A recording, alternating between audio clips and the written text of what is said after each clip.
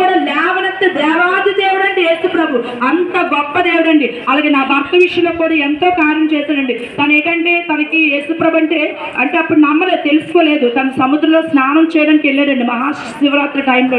వెళ్ళినప్పుడు ఏంటంటే ఆ యొక్క సముద్రంలోని మునిగిపోయారు, చనిపోతారని అనుకున్నారు.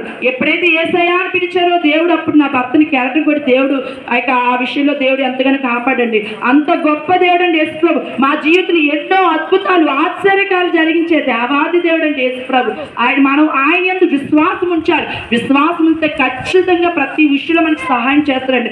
అంత గొప్ప దేవుడు అండి. అలాగే నేను స్కూల్లో టీచర్గా వర్క్ చేస్తానండి. అయితే స్కూల్లో వర్క్ చేస్తున్నప్పుడు ఏంటంటే నాకు గొంతుకులో కాయలు ఉన్నాయన్నమాట.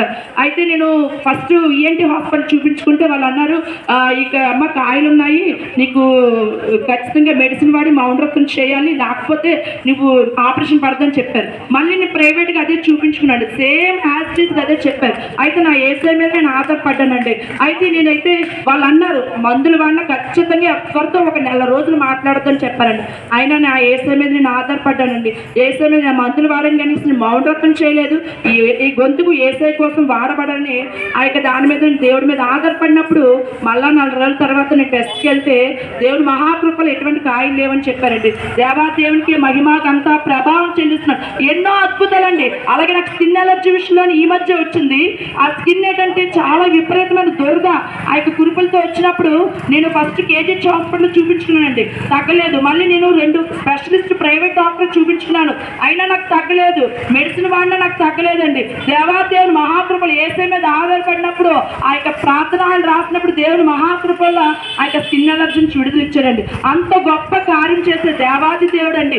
ఎవరైనా ఏ సమస్యల్లో ఉన్నారో, ఏ బంధకాల్లో ఉన్నారో, ఏ అనారోగ్య సమస్యలు ఉన్నారో దేవుడు ఒకటే చెప్తున్న సమస్త జనులారా నా ఎద్దుకు రండి, మీకు విశ్రాంతి కలిగి చేస్తానని చెప్తున్నాడండి దేవుడు.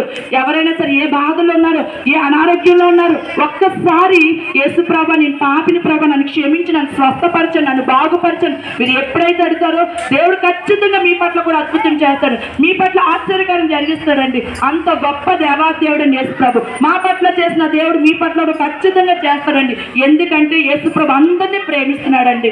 యేసయ్యకే మహిమగంతా ప్రభావం చెల్లిస్తూ ఇక మాటలు సాక్ష్యము ప్రతి బిడ్డలు అందరిలో యేసు నామములో దీవించబడును గాక. ఆమేన్.